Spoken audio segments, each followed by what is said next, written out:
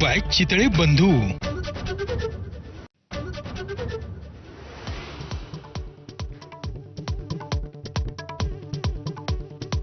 19 वर्षांनंतर आज उद्धव ठाकरे आणि राज ठाकरे एकाच व्यासपीठावर। विजयी मेळाव्याकडे संपूर्ण देशाचं लक्ष।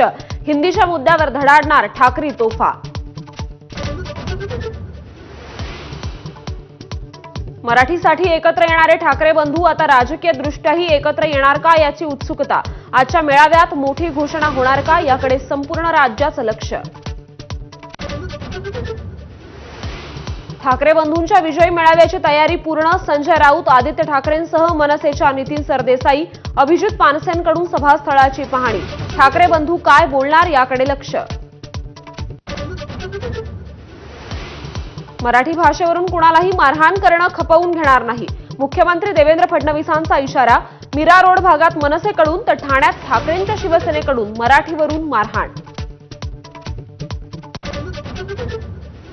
पुण्यातल्या कार्यक्रमात अमित शहांच्या समोर एकनाथ शिंदेंनी दिला जय गुजरातचा नारा। चौफेर टीकेनंतर उद्धव ठाकरे जय गुजरात म्हणतानाचा जुना व्हिडिओ दाखवत सारवासारव। गुजराती लोकांच्या कार्यक्रमात जय गुजरात म्हणणं चुकीचं नाही। देवेंद्र फडणवीसांनी केली एकनाथ शिंदेंची पाठराखण। संकुचित विचारातून टीका करणं योग्य नसल्याचं म्हणत विरोधकांना फटकारलं। स्टँडअप कॉमेडियन कुणाल कामरा आणि सुषमा अंधारेंविरोधात हक्कभंग आणण्यास मंजुरी। शिंदेंविरोधात केलेल्या कवितेवरून अडचणीत वाढ।